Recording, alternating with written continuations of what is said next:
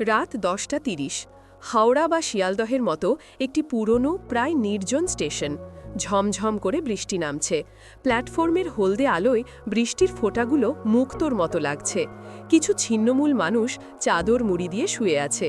সায়ন 23-24 বছরের এক যুবক একটা পুরনো রংজটা ব্যাগ কাঁধে নিয়ে দাঁড়িয়ে আছে। তার চুল ভিজে, চোখ দুটো ক্লান্ত কিন্তু অসম্ভব উদ্বিগ্ন। ব্যাকগ্রাউন্ডে ট্রেনের হুইসেলের ক্ষীণ আওয়াজ, বৃষ্টির শব্দ। সায়নের স্বগতোক্তি ভয়েস ওভার। পকেটে ঠিক 87 টাকা, গুনে দেখেছি। কালকের ইন্টারভিউটা আমার জীবনের শেষ সুযোগ। মার ওষুধের টাকা, এই মাসের বাড়ি ভাড়া, সব কিছু আটকে আছে এই একটা ট্রেনের ওপর। সায়ন অস্থিরভাবে পায়চারি করে, বারবার মোবাইলটা বের করে দেখে। স্ক্রিনে ফাটল, ব্যাটারি 2%। সময় যেন এগোচ্ছে না। তার মনে পড়ে সকালে মায়ের ফ্যাকাশে মুখের কথা, বাবা চিন্তা করিস না, ভগবান যা করেন ভালোর জন্যই করেন। সায়নের মনে হয় ভগবান হয়তো তার কথা ভুলেই গেছেন। দূরে ট্রেনের হেডলাইট দেখা যায়, একটা ঘোষণা হয়, কিন্তু বৃষ্টির শব্দে সেটা অস্পষ্ট। সায়ন ব্যাগটা শক্ত করে চেপে ধরে। ট্রেনটা প্ল্যাটফর্মে ঢুকছে, সে দৌড়ানোর জন্য প্রস্তুত হয়। ঠিক তখনই তার ছেঁড়া জুতোর ফিতে একটা লোহার রডে আটকে যায়। সায়ন সজোরে প্ল্যাটফর্মে হুমড়ি খেয়ে পড়ে। তার ব্যাগ ছিটকে যায়, ভেতরের সামান্য জিনিসপত্র ছড়িয়ে পড়ে। সায়ন যন্ত্রণা এবং হতাশায় থ্যাত। সে পাগলের মতো জিনিসপত্র গোছাতে থাকে। ঠিক সেই মুহূর্তে একজন বৃদ্ধ, যিনি এতক্ষণ একটা বেঞ্চে বসেছিলেন, তার দিকে এগিয়ে আসেন। বৃদ্ধের পরনে সাদা পায়জামা পাঞ্জাবি, মুখে গভীর বলিরেখা। বৃদ্ধ শান্ত স্বরে, বাবা লেগেছে? সায়ন বৃদ্ধের দিকে না তাকিয়েই চেঁচিয়ে ওঠে, আমার ট্রেন চলে যাচ্ছে।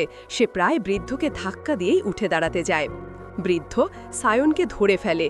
ট্রেন তো আবার আসবে, কিন্তু যে তাড়াহুড়োয় তুমি মনুষ্যত্বকেই ধাক্কা মেরে ফেলে দিচ্ছ, সেটা একবার চলে গেলে আর ফেরে না। সায়নের কানে কথাটা ঢোকে, কিন্তু সে পাত্তা দেয় না। সে খোঁড়াতে খোঁড়াতে ট্রেনের কামরার দিকে ছোটে। কিন্তু বড্ড দেরি হয়ে গেছে। গার্ড সবুজ পতাকা নাড়িয়ে দিয়েছে। ট্রেনটা ধীরে ধীরে গতি বাড়ায়। সায়ন কামরার হাতলটা ধরার আগেই সেটা তার নাগালের বাইরে চলে যায়। ট্রেনটা প্ল্যাটফর্ম ছেড়ে বেরিয়ে যায়। সায়ন হাঁটু গেড়ে প্ল্যাটফর্মেই বসে পড়ে। তার চোখ দিয়ে জল গড়িয়ে পড়ে, বৃষ্টির জলের সাথে মিশে যায়। সায়নের স্বগতোক্তি, সব শেষ হয়ে গেল।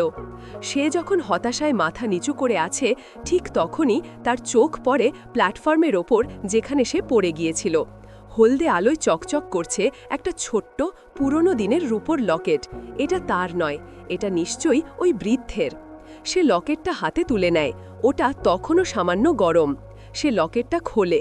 ভেতরে একটা অল্প বয়সী মেয়ের সাদা কালো ছবি, সময়ের সাথে ঝাপসা হয়ে গেছে। Cliff hanger. সায়ন ভাবে, এই সামান্য একটা ছবির জন্য কেউ এত বছর ধরে লকেটটা বয়ে বেড়াচ্ছে। সে প্ল্যাটফর্মের দিকে তাকায়। বৃদ্ধ মানুষটি কখন যেন নিঃশব্দে চলে গেছেন। সায়ন জানে না এই ট্রেন মিস করাটা তার জীবনের শেষ নয়, শুরু ছিল, এবং এই লকেটটাই তার আগামীকালের চাবিকাঠি।